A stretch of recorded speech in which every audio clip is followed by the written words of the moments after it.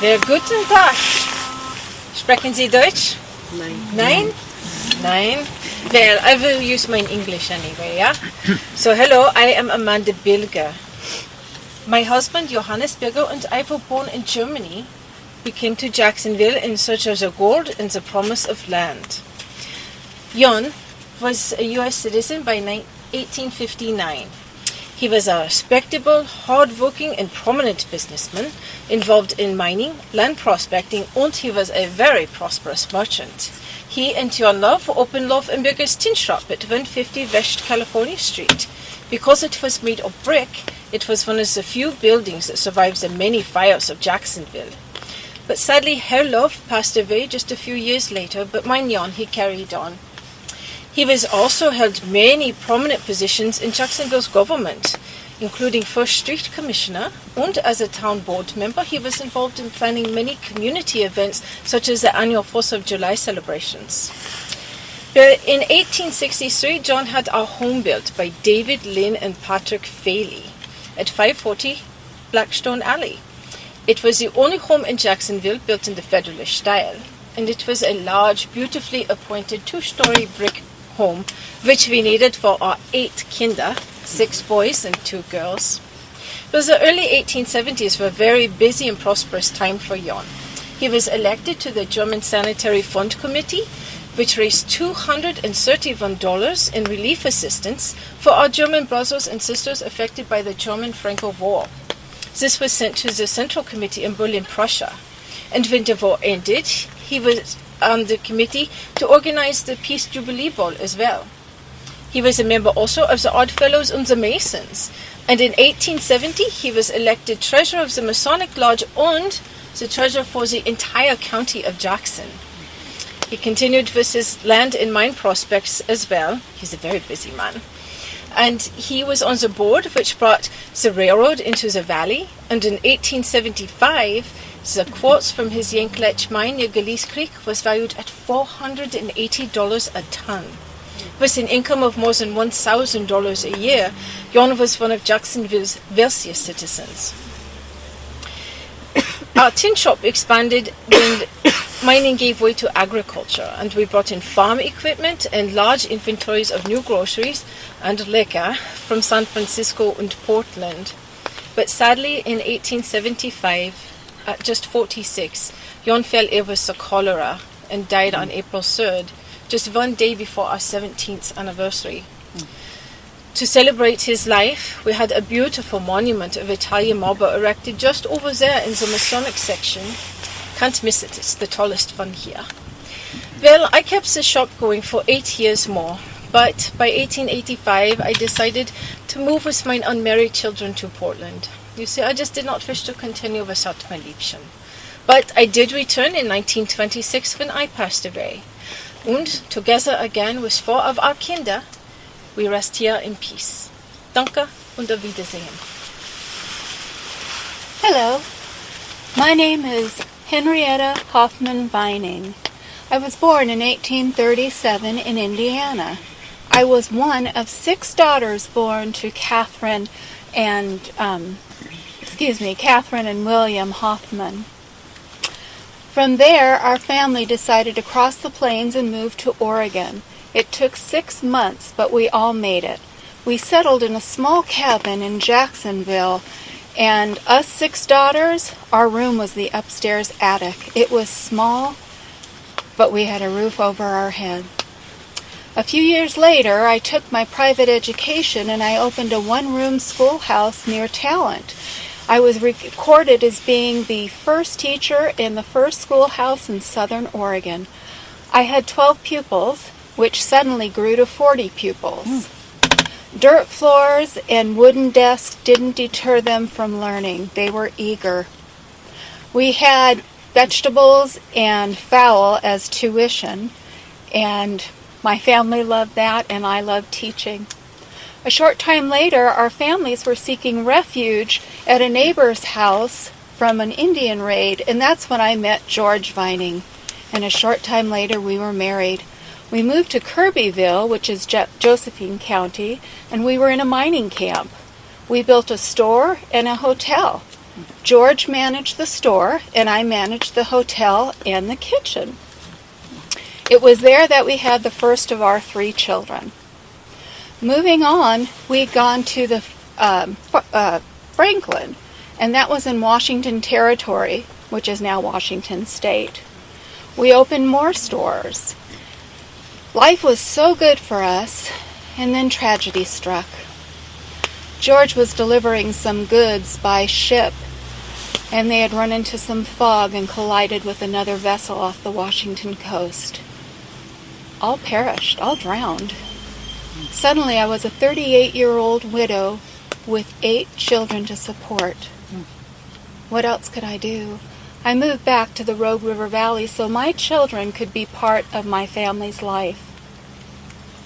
During this time, everyone flourished.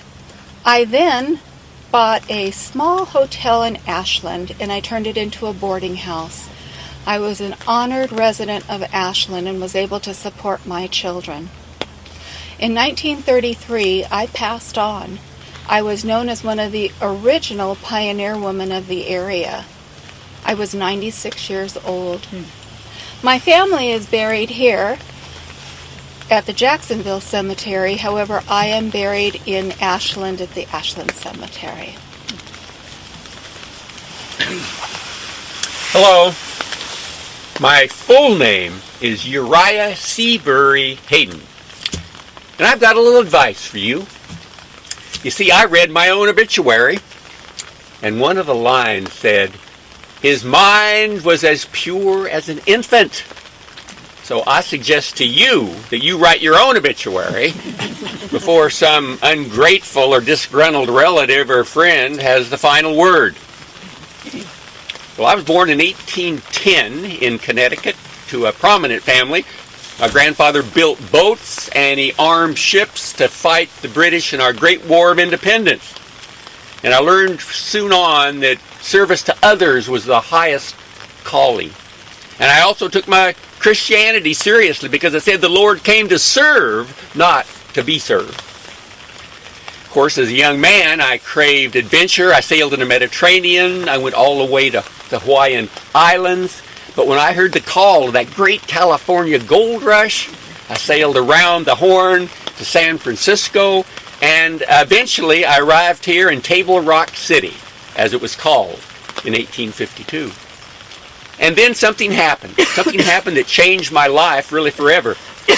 There were 2 miners, Sims and Spaulding.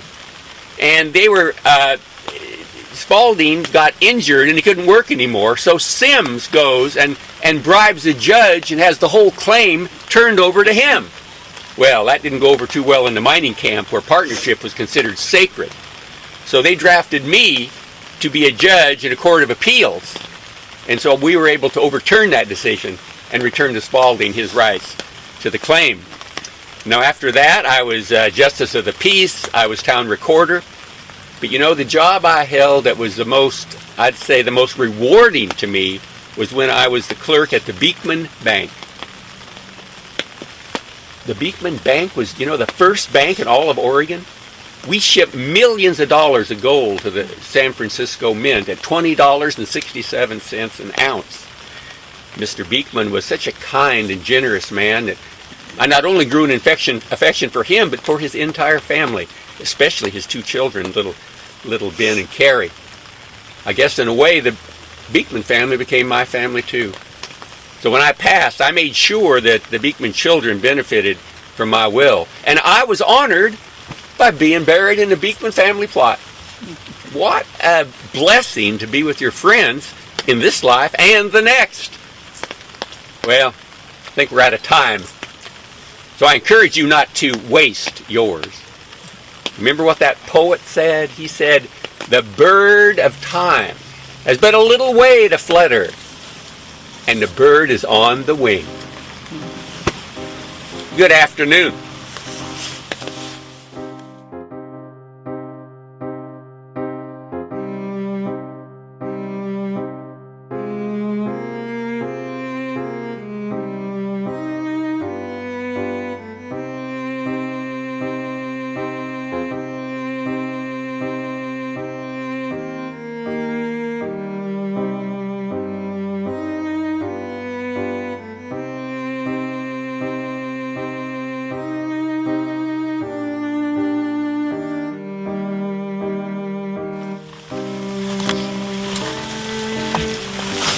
Mrs. Abigail Duniway, a suffragette, came to Jacksonville in 1879 to hold several lectures.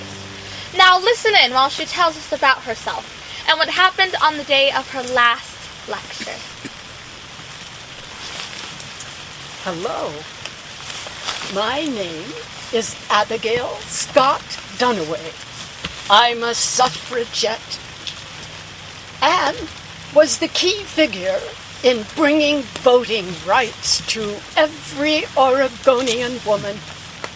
But before I go on, I would like to note that the word suffrage has nothing to do with suffering.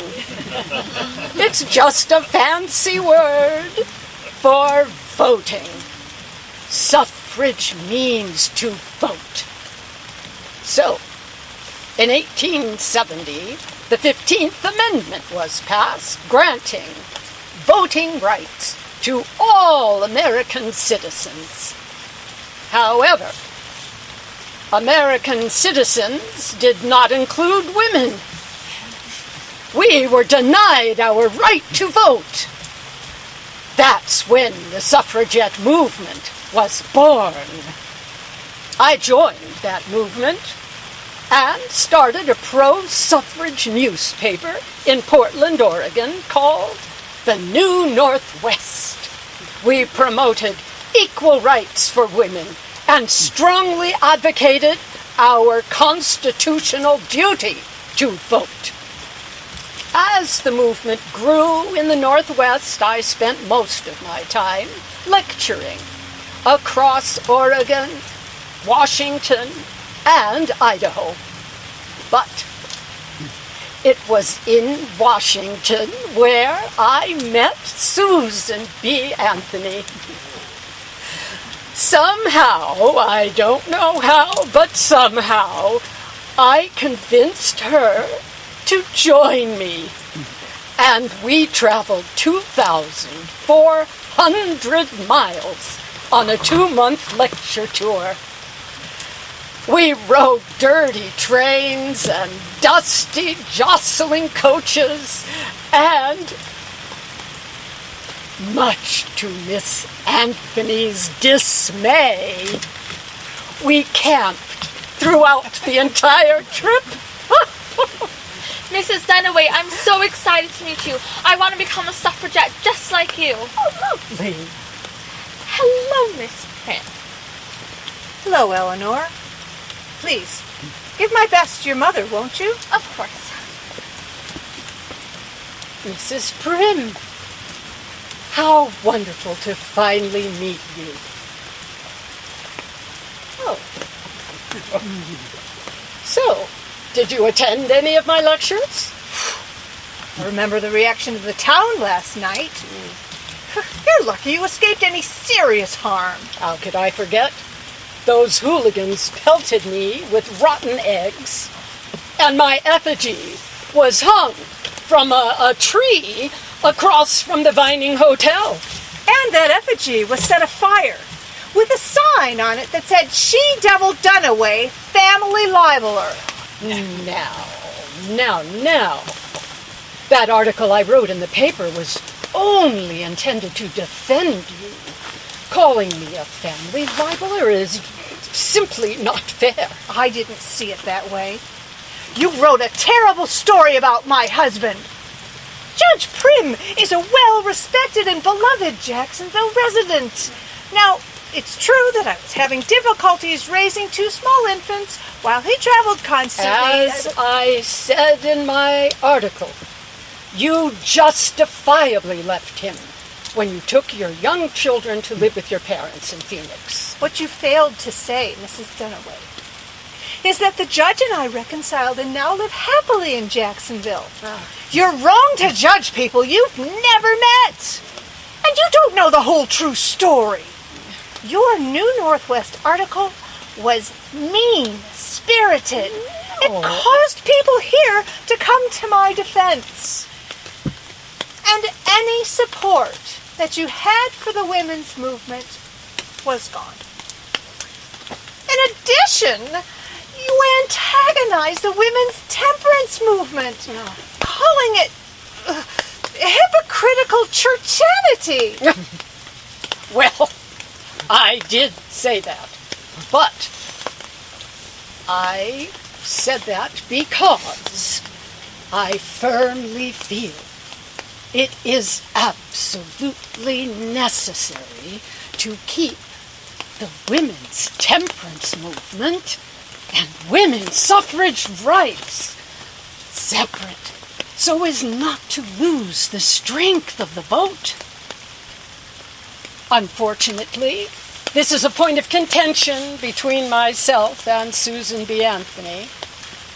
I believe women deserve more rights.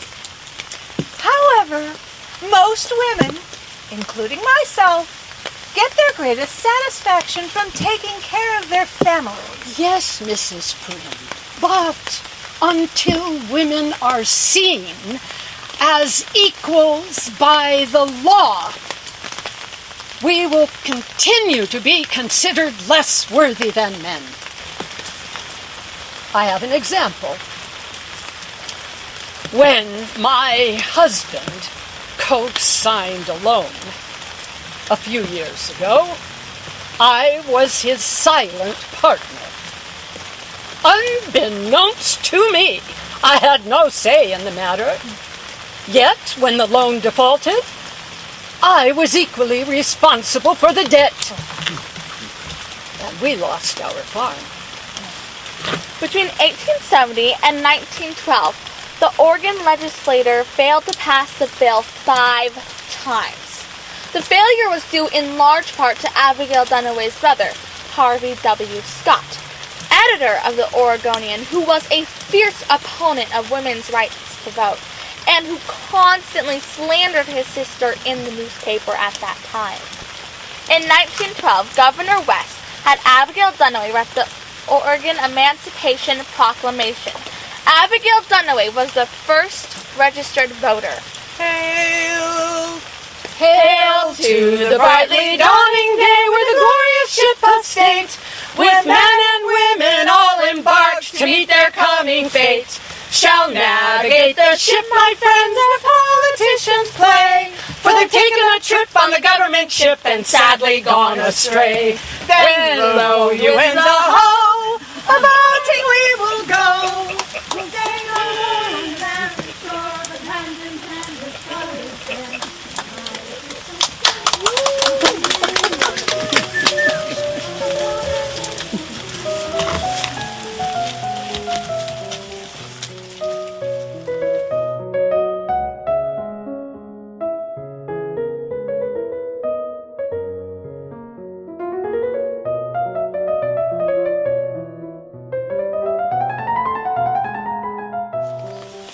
Really like our new specimen, don't you?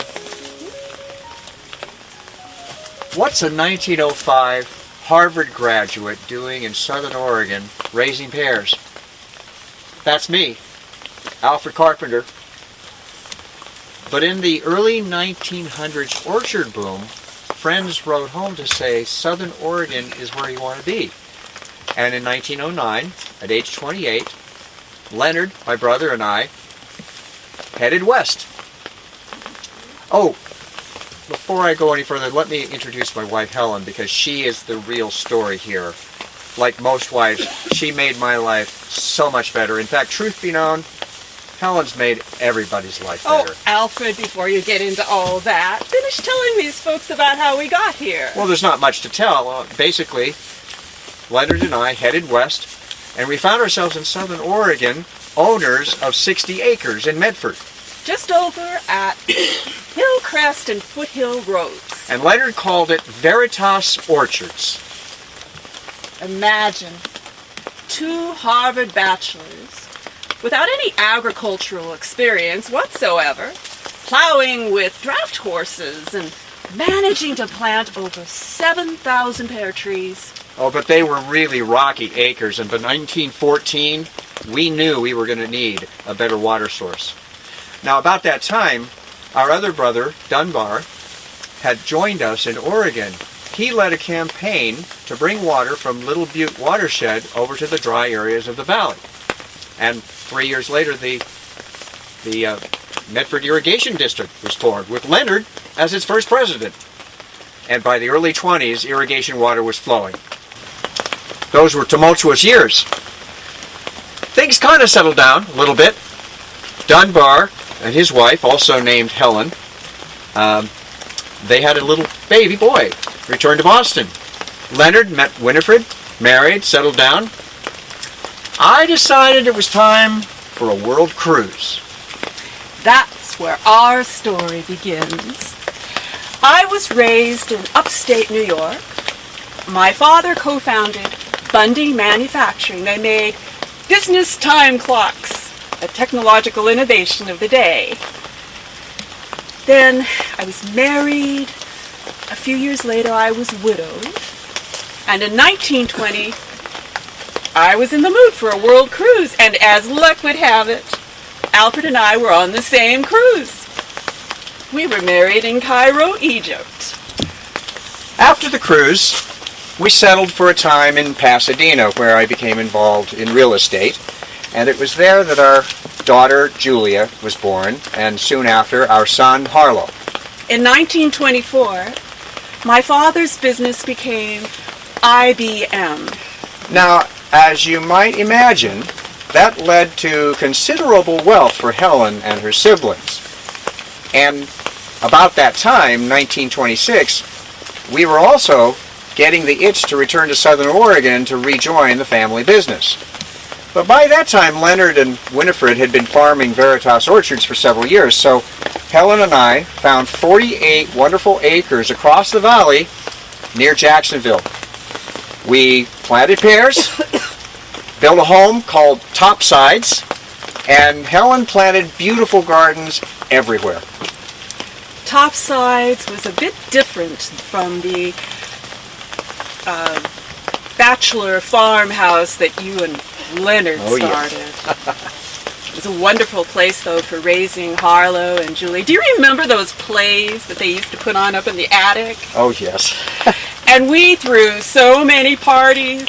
And I remember the picnics, the summer picnics that we threw every year for the young actors of the Oregon Shakespeare Festival.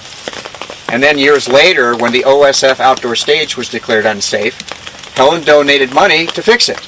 I couldn't let those kids play on a condemned stage. And then you even donated ivy cuttings from your gardens to landscape the walls of the newly rebuilt Elizabethan Theater. That was nothing. You were busy too, Alfred. I was raising the family and helping with OSF, but you and Leonard were focusing on ways to help the pear farmers in Rogue Valley. And with the help of Colonel Gordon Voorhees over at Eden Valley Orchards, you and Leonard organized Southern Oregon sales. Once you picked the pears, SOS took care of the washing, the packing, the merchandising, and the accounting.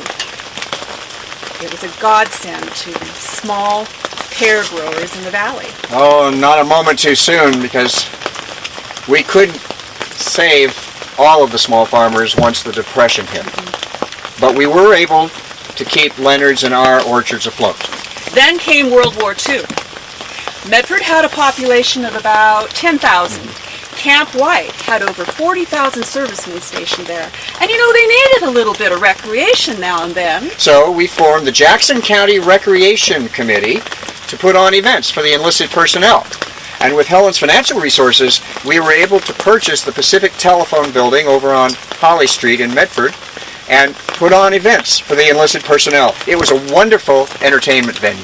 The OSF project and the Recreation Committee showed us just how much good could be done with the resources made possible in my inheritance.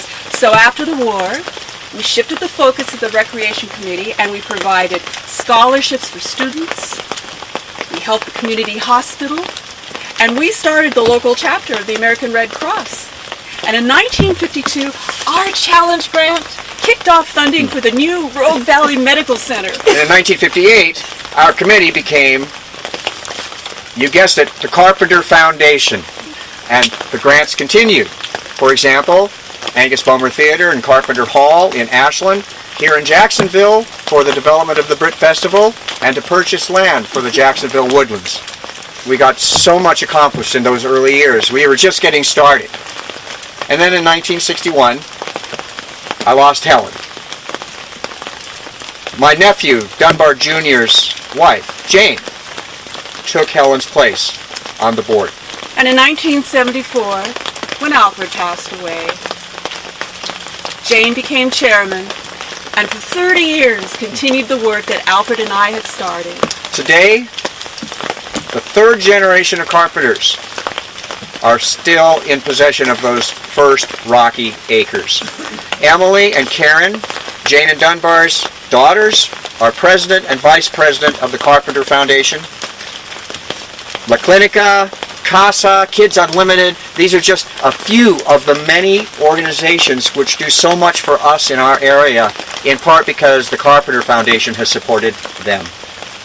Wasn't it a wonderful life, Alfred? Shall we go find a place for this little fella? Thanks for joining us. Come see us over there sometime. We're right over here.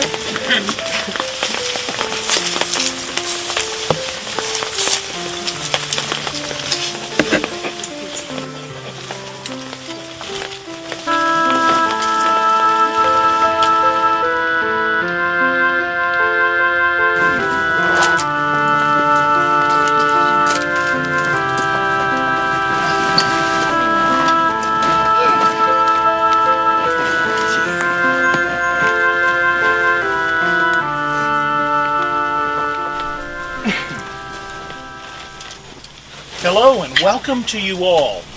This is my wife, Mary Ann Royal. Good evening.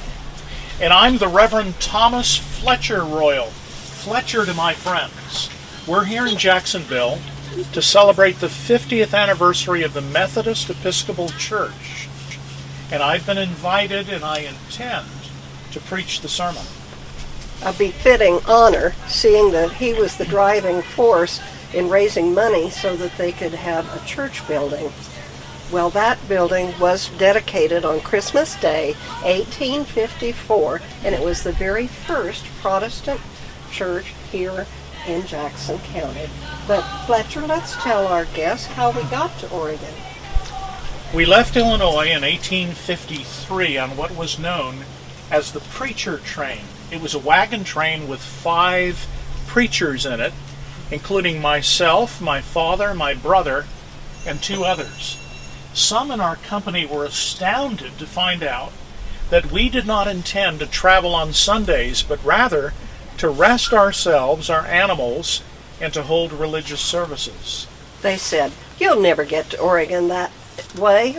You'll either get caught by the snow or killed by Indians." But that wasn't true. Remember that man who refused to travel in our train? We've been here 3 weeks, and here he came with his broken down horse hitched to his broken down wagon 3 weeks after we were here. The Lord watched over us, and on October 6th, 1853, we received a special blessing. Mary Ann had walked down a mountain 9 miles to Goose Lake, and there she delivered our 3rd child in a covered wagon. The Lord really looked after us, there's no doubt about that. And I remember how beautiful the Rogue River Valley was when we first saw it. You wrote in your journal, "All these hills speak to me. Every valley laughs, and every murmuring stream has a song for me." You're so poetic. Jacksonville needed a preacher, and I needed to support my family. So every Sunday, I preached in private homes, in temporary meeting rooms, until our building was constructed. And he looked after our family, too. He traded his pocket watch and his shotgun for a 12-foot by 12-foot log cabin with a fireplace so that we could cook and be warm. And we had love and faith, and we shared them with the people in Jackson County. even when it got a little bit dangerous. Remember when we invited our colored brother, Isaac Jones, to come and pray with us? Some people threatened us, and they told us they would pull Isaac out of our prayer meeting if we let him pray. Others cursed us because we were abolitionists. But when Isaac prayed, he was full of faith.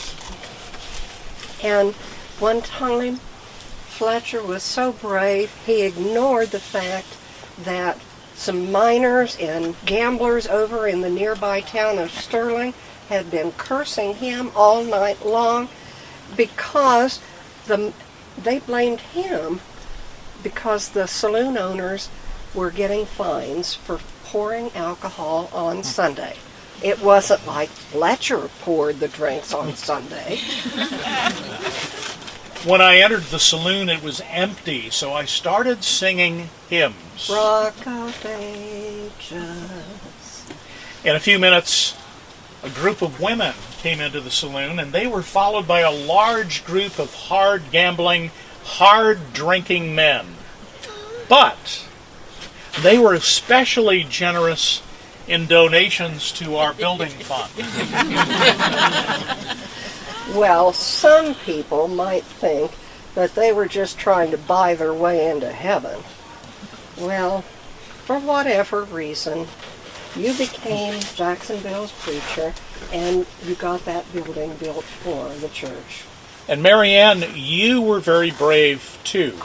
You housed the Carpenters who built the building. You organized the first church choir. You tended to people in their sicknesses and illnesses. And you worked as a school teacher. I'll have to tell you about my favorite student.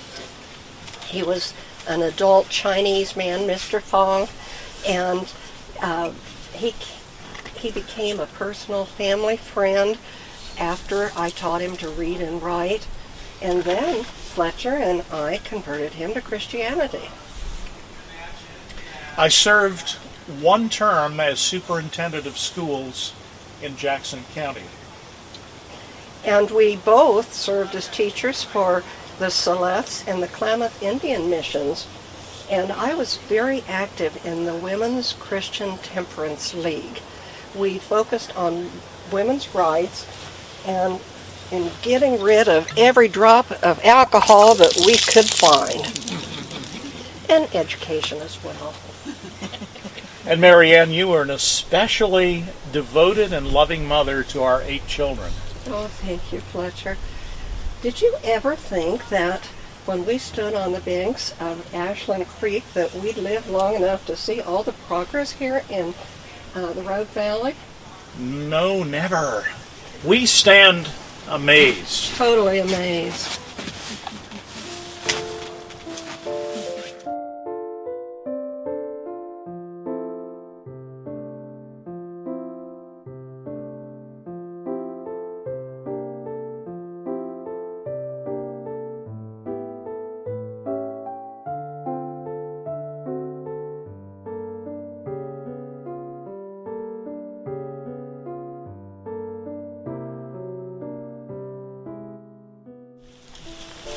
My son was quite the clown. It's true. He really was a clown. Vance, the youngest of my 7 children, created the character of Bozo the Clown. And Vance himself was a character. That's Vance Colvig, but everyone's called him Pinto since he was a child. He was such a freckled little thing. And oh, by the way, I'm Adeline Birdseye Colvig. Most folks called me Addie.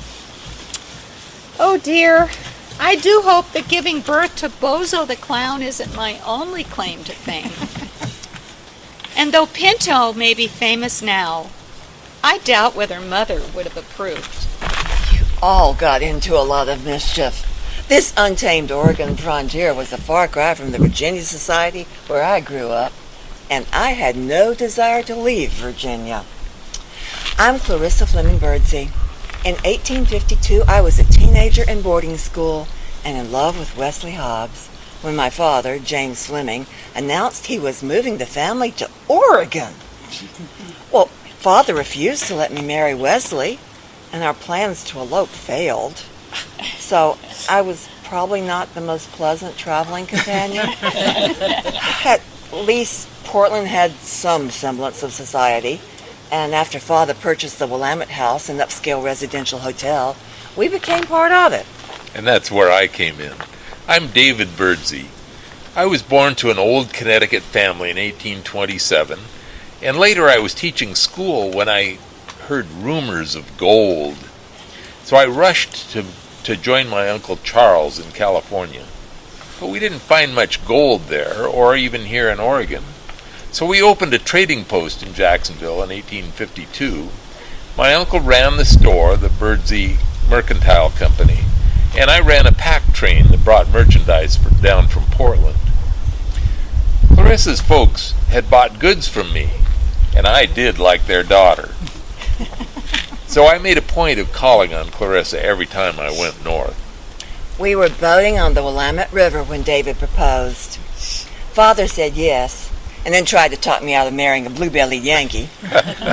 But we got married anyway in 1853 at the hotel. And no sooner had we finished our wedding breakfast than David brought the horses around. Our honeymoon was a 2-week trip back to Jacksonville with his pack train. Pine boughs and company were not exactly my idea of a marriage bed. Clarissa was so sore from travel that when we stopped at a small tavern, I persuaded the innkeepers to give us their own bed. They also gave us their bed bugs. So after that, we went back to camping. When we finally reached Jacksonville, a hot bath and a comfortable bed felt wonderful. But then there was the town itself. Mud, wooden shacks, drunken men, and some very questionable women. Clarissa didn't much like the primitive conditions of Jacksonville. After a few days, she wanted to move up to my land claim about 20 miles north of here, even though the tensions with the rogue Indians were still high. Oh, I wasn't worried about the Indians, especially after you built the stockade around the cabin. Yeah. It became known as Fort Birdseye. And then you started adding rooms to accommodate folks seeking shelter, and the babies that started coming in 1854. And 2 years later, just before Addie here was born, he built us a real house. It was after we moved to the land claim, though, that I discovered that Clarissa couldn't cook. Is that why we got a Chinese cook? Well, I did learn how to bake, and I even taught young Sam how to make a plain cake. Although I never could teach him how to tell if eggs were fresh. I mean, his English was limited, and my Chinese was non-existent. So the first time I showed him, I checked each egg before adding it. Well, the first 3 were fresh, but the 4th one was too old, so I threw it out the kitchen window. And from then on, every time young Sam made a cake, he threw the 4th egg out the window. Was your cooking why Papa left? What? No, I had gotten involved in a mining project, and I'd brought in a lot of investors. The mining project failed, though, and many of them lost their homes. I had to sell the store and the packing business. I have to admit, I took some solace in the bottle. Then I heard rumors of a silver strike in Montana, and I thought I might recoup some of our money. That man, he told me he was going into town, and I asked him to bring me back seed for the spring planting. And I did! 3 years later! The Montana rumors didn't pan out, but I stayed for a while to help my uncle with his store. When Papa finally got home, he found that not only had Mama coped, but she had made improvements in the place, and she was active in the community. Well, I admit that I may not have been the best of husbands, and I did leave more than once, but I was determined to leave the ranch for the children. That and a good name. Papa was good to his word. The ranch stayed in the family. He died in 1898 and Mama in 1915. They're buried in the Rock Point Cemetery in Gold Hill near the ranch, and I am buried right here in the city section. You can see the Colvig home today on South Oregon Street, and the old Birdseye Ranch still stands. It's on the National Register of Historic Places. And in 2016, Del Rio Vineyards bought the ranch and they're growing wine grapes on the property. So I guess the Birdseys have left their mark on Southern Oregon.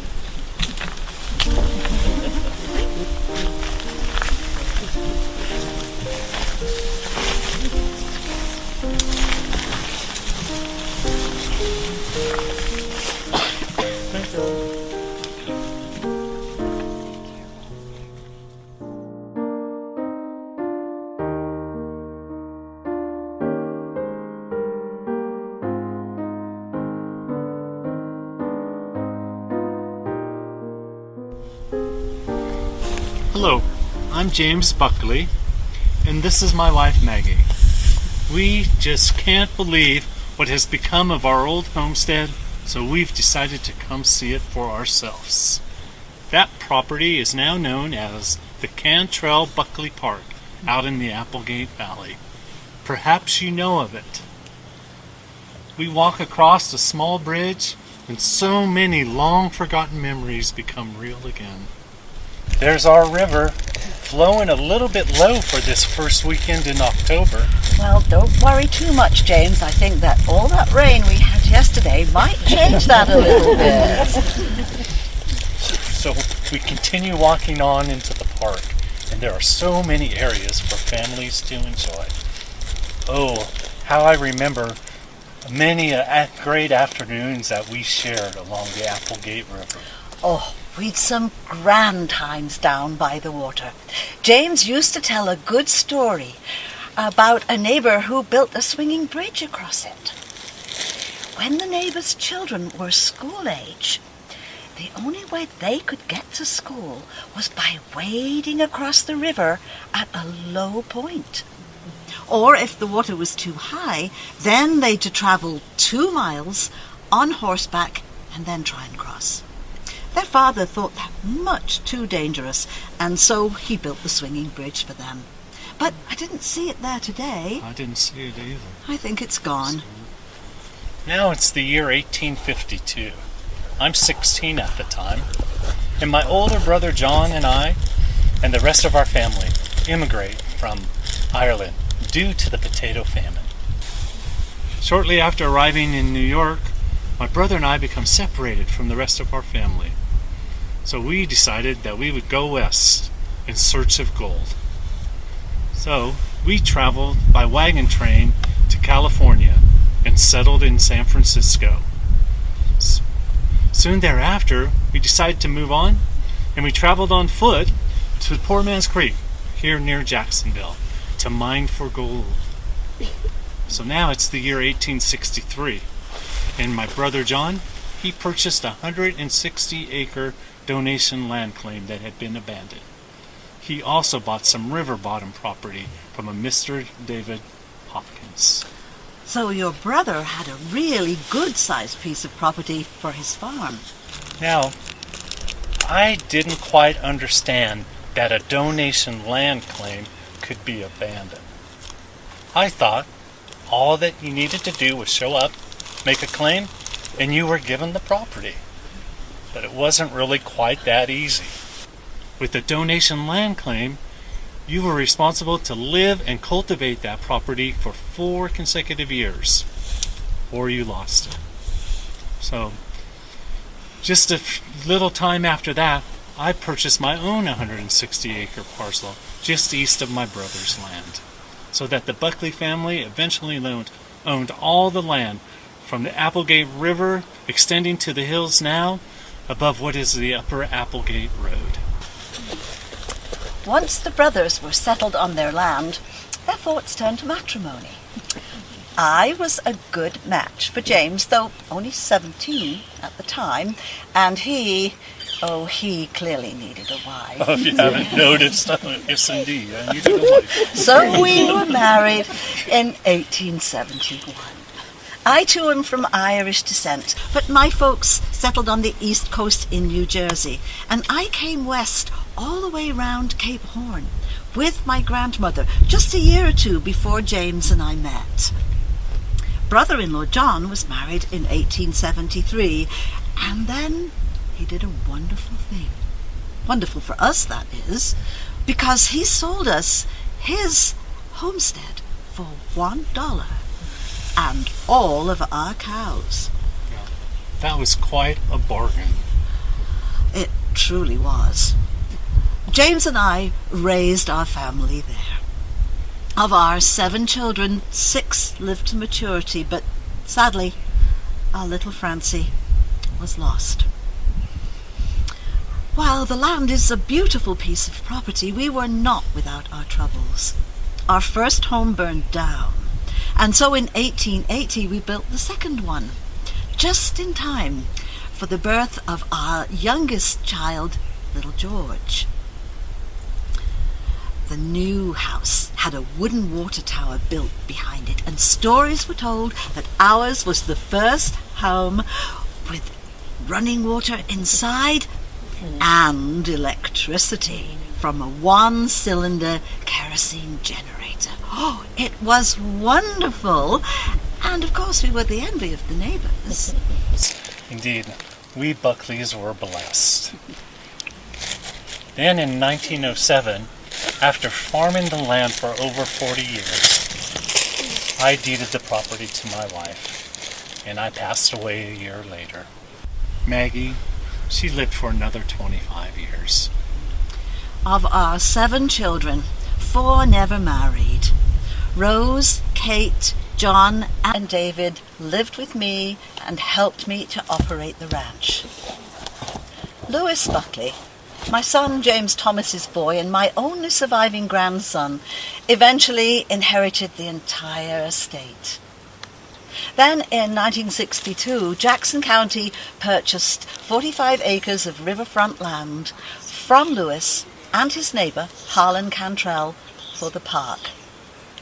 Of the entire estate, Louis just kept 20 acres up on the Applegate Road for a retirement home.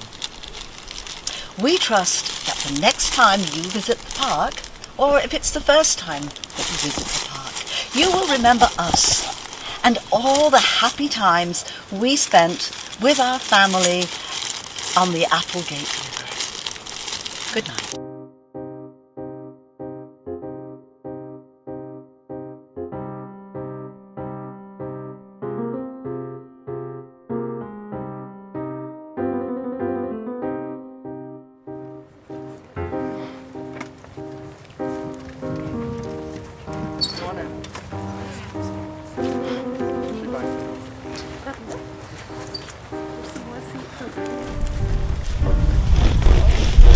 Well, welcome. My name is Frank Krause, and this is my beautiful wife and mother of our 3 children, Mrs. Molly Krause. Good afternoon. I am the owner and editor of the Oregon Sentinel newspaper. We keep the citizens of Jacksonville informed.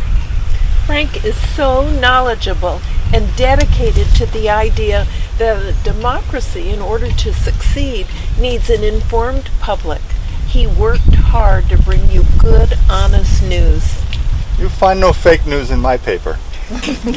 I welcome differences of opinion. However, I insist on civil discourse, unlike the previous owner, who is known for his animosity and intemperate discussions. He was a Southern sympathizer, supporting Oregon and California seceding from the Union. This is akin to that mythical state of Jefferson you may have heard about. Oh, politics. With the aftermath of the Civil War and all the division in this country, it is almost impossible to have a neutral paper. You know, the politics of the paper ran so democratic and radical at one point that the local citizens refused to buy it, and the post office refused to deliver it. However, in 1864, Mr. B.F. Dowell, a respectable Republican, took over. I purchased the paper from him when I was 27 and maintained his balanced editorial position. Frank was 16 when he came here from Iowa with his parents, but you were just 21 when your father passed away. I was. An only child, Frank took care of his mother until she remarried, and then you... Yeah, when Mother remarried, I moved to the Washington Territory to manage the telegraph office. But then, when her second husband died 4 years later, I returned to Jacksonville to look after her. About then, I came here from Canada with my Uncle John Bilger and his family, and I was just 20 years old when Frank and I married. But I knew that any man who would take care of his mother the way Frank had would be a good husband and a wonderful father, and I was right. Thank you, dear. Molly and I married a year after I became manager of the Sentinel. I was true to Molly and to my principles of the paper. Yes. Besides news of this country, Frank reported on world events like Afghanistan, and I didn't even know where that was. You know, I thought it was important to know what other countries were doing. In 1879, the British ruled India, and they were trying to keep the Russians out of Afghanistan. Some of the Afghans didn't appreciate British rule. I said, leave Afghanistan alone. Frank always gave his readers much to think about. Remember, there was the time when two men got into a brawl downtown on California Street. Frank, you called it another bloody example of carrying a concealed weapon. Yeah. It involved hot blood and high words and a scuffle, and then a pistol shot. Without the pistol, it would have been just a fist fight. No one would have died. I wrote in the Sentinel, no sane person believes for a moment that it's necessary to carry a pistol on the streets of Jacksonville. Brave men have no need for pistols. A brave and good man would have the moral fortitude to walk away rather than shed the blood of his neighbor. Frank had great moral courage and integrity, and you were a community leader. He belonged to the Masonic Lodge, the Rebecca... You know, I was a charter member of the Banner Lodge, the Ancient Order of United Workmen of Jacksonville. That was the first organization to pay death benefits to a deceased member's family. Yeah. You know, I saw this firsthand. My father died when I was young, leaving me to look after my mother. Oh, and I found need of this too.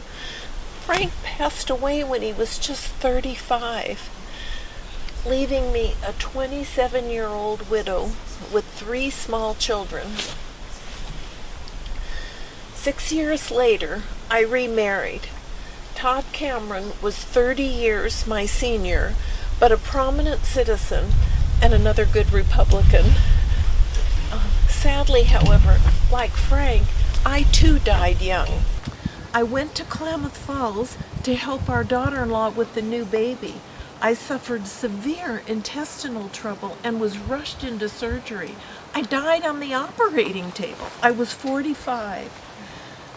But we don't want you to leave on that sad note.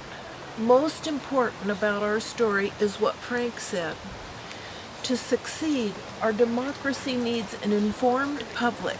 So we'd like you all to go home and read your good, honest newspapers. Thank you.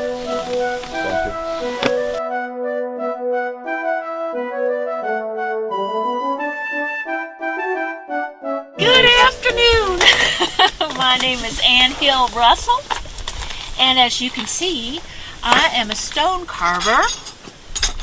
And you might think that that's an unusual profession for a woman, but when I started, it was very unusual for a woman to have any profession at all.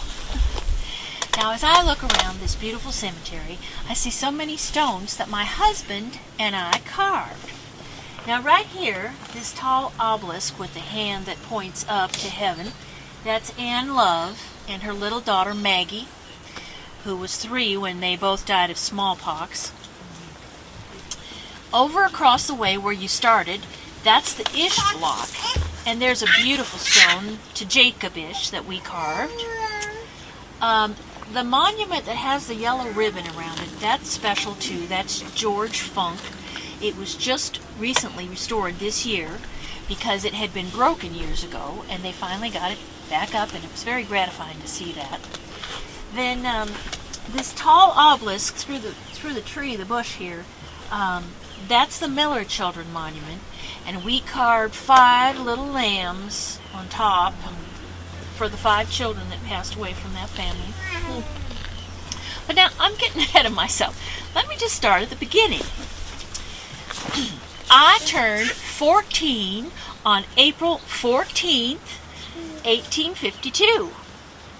And do you know that no one in my family remembered it was my birthday? Because that was the day that we did the jumping off for Oregon. Woohoo! What a day! What a busy time! Horses and wagons and oxen and mule and men, women, children, horses, dogs, chickens, trunks. We were all in a hurry to get loaded and get going. Well, now my father had already made that trip in 1849 to the Wairika goldfields, and he did very well, unlike most. And he came back to Tennessee to get the rest of the family. That was my mother and my 3 brothers and my 2 sisters. Now, as we came across the plains, we thought we were going to have trouble with the Indians. Some people did. George Harris here was killed by Indians. Not right here, but there's his monument. But we had more trouble finding good water. My mother almost died of cholera from bad water. And we did lose my brother John. He drowned as we came across the Missouri River near Council Bluffs. We never found his body in that muddy water. And I mourned that day more than I can say. John was only 23. Well, we got to Oregon Territory, and we decided that we should lay over and rest for the winter in Salem. Father and I had caught the mountain fever. I think you'd call it malaria. And it took us 3 months to recover. But as soon as spring came, we started our journey back up, and we got down to a homesteaded piece of property that my father had set out for. And my 15th birthday, April 14th, my father said, "Tonight we will be home." And we were. So, as soon as we got here, my 2 brothers skedaddled back over to Wairika to those gold fields, and that left the rest of us with plenty to do. We girls learned quickly how much a woman's touch was needed in these parts, because we was the first white women in this whole part of the valley. Ma and Pa and we girls milked 40 cows by hand every day, and we made butter and cheese to sell over to the miners going over with the pack trains. We got $1 a pound for our butter and 75 cents a pound for our cheese. And other staple foods like coffee, bacon, flour, sugar, those things came from South America on a boat and then by pack train over here. Now, salt was so valuable that my father once saw a transaction where they put salt on one side of the scale and gold nuggets on the other. Well, now you might be wondering how I, a woman, got carving marble. Well, I will tell you. It was trading with those packers that introduced me to the man who was to become my husband, James Russell. Now, I married James just 1 month after my 16th birthday, and James was 31. And as soon as we were married, James started a marble carving business called the Ashland Marble Works, doing monuments and stonework. And he originally, when he first started, he was using local stone from quarries over near Grants Pass. But that marble wasn't very good. It's really hard to carve, really hard in general. So we were delighted in 1885 when the railroad came in and we could get marble from Vermont, which was such a delight to carve because it's so much softer and prettier. Anyway, I was always looking for ways to help James because he suffered mightily from a shattered leg injury that had happened in the mines when he was a young man. And one day, he came into the kitchen and found me with a scrap piece of marble set up on a kitchen chair, and I was just trying some simple flowers just to see what I could do. And he said, "Well, I'll be. You're pretty good at that." So he started teaching me, and it wasn't long before folks was saying I was better than he was. I don't know about that, but I do know that I ran that business and I did all the carving when James passed away in 1895. Well, now James and I are not buried in this lovely cemetery. We are out at the Hill Dun Pioneer Cemetery. That cemetery had to be moved to higher ground when they built Immigrant Lake.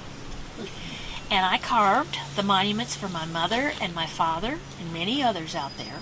But the one that I'm really proud of is a 7-foot-long piece of white marble, and you'll know when you see it because it lays horizontal.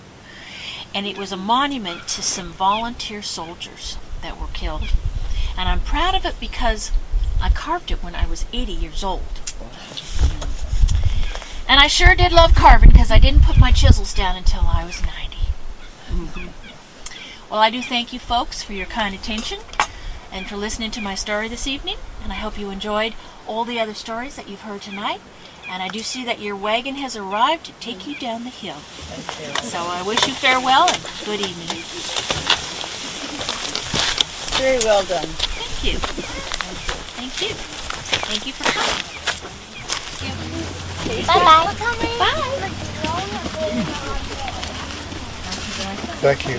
Thank you. Touch your bag. Right up this way.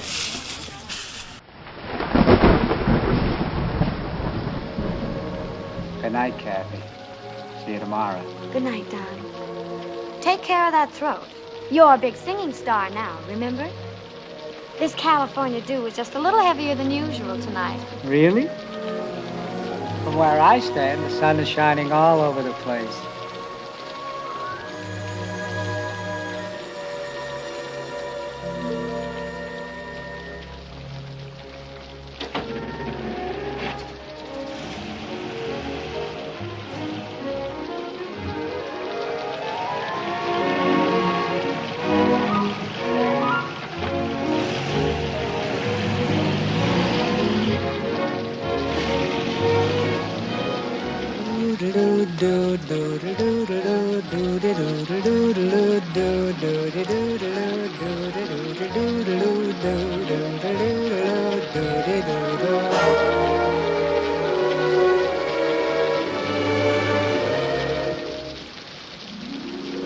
I'm singing in the rain, just singing in the rain. What a glorious feeling, I'm happy again. I'm laughing at clouds so dark up above. The sun's in my heart and I'm ready for love. Let the stormy clouds chase everyone from the place. Come on with the rain, I've a smile on my face. I walk down the lane with a happy refrain, just singing, singing in the rain,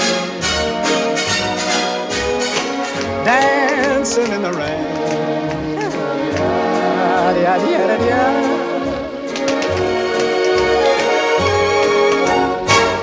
I'm happy again.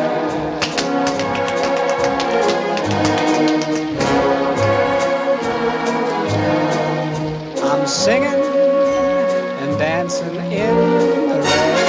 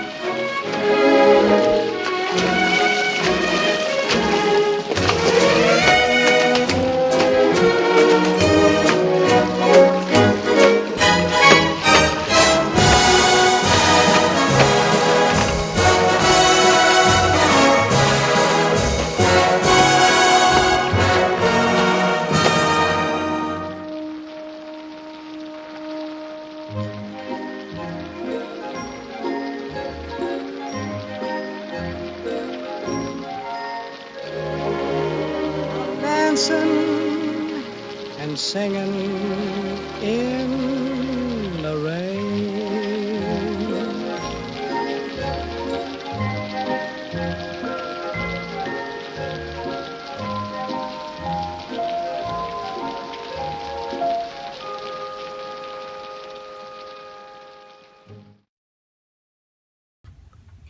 Good afternoon.